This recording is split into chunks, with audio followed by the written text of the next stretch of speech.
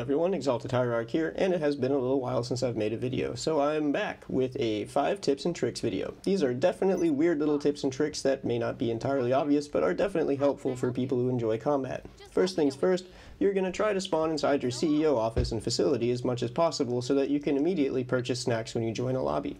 If you can't do that, that's okay. Drive around and purchase snacks as soon as you get in.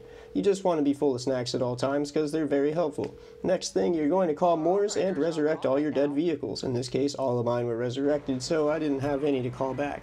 But having all of your combat vehicles especially is useful if you're about to go on a rampage. Next thing you're going to do is go to the gun store and make sure you're full of armor. You're only going to want to buy the super heavy armor for obvious reasons.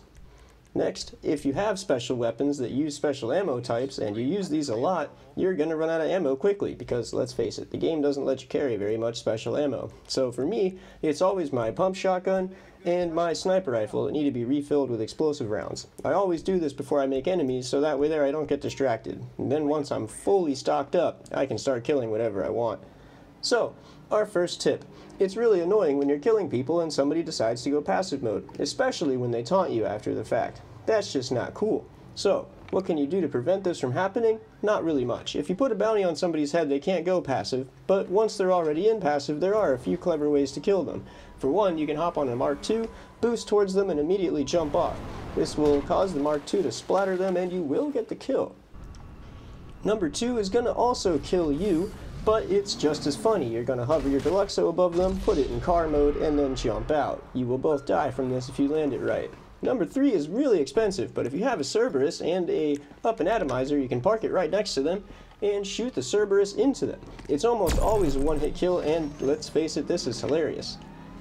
But let's take it a step further, because not all the time will you be able to kill people in passive mode. They're going to be smart, and sometimes you can trick them out of passive mode with a clever little trick. If I come up to you with my Deluxo and honk the horn like here, or if I park my Mark II next to you, you might be fooled into thinking it's safe to get in my vehicle. Keep in mind that entering a weaponized vehicle automatically starts a passive mode removal timer, so they'll be kicked out of passive mode like you see here. Instantly kicked out of passive mode and they are now your target. If someone's gone ghosted to you, this is much easier to deal with. All you have to do to somebody who's gone ghosted to you is call Lester and set a bounty on their head. As soon as the bounty is set on their head, they'll be instantly brought out a ghost. This one really gets people mad, so have fun with that. Next up is a little trick to keep your outfit intact. If you're like me and you wear a bulletproof helmet often, you'll notice that as you transition between rooms in your houses, your helmet will pop off. This is insanely annoying. So, a way to mitigate that is to set your combat outfit with your bulletproof helmet to be your first outfit. That way there you can always easily throw it on as you see here, and you can keep your bulletproof helmet equipped as often as possible. For our last tip, I'm going to talk about colored headlights. As you can see here, that guy's colored headlights make him a huge target. But we're not just talking about colored headlights here, we're talking about headlights in general. Sometimes they're good, sometimes they're bad. One particular instance of them being really bad is on the Mark II Oppressor. It makes you very obvious and easy to see if you have your headlight on, but if you turn it off before you take off, you're in much better shape. Now, is there ever a time you want your lights on? And the answer is yes. Anytime you're in a Night Shark, Insurgent, or other fast-moving ground combat vehicle, you're going to want to have your lights on full blast.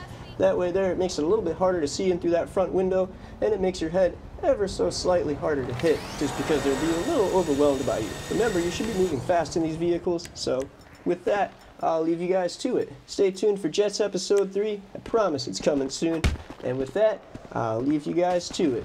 Happy hunting, and thank you for watching.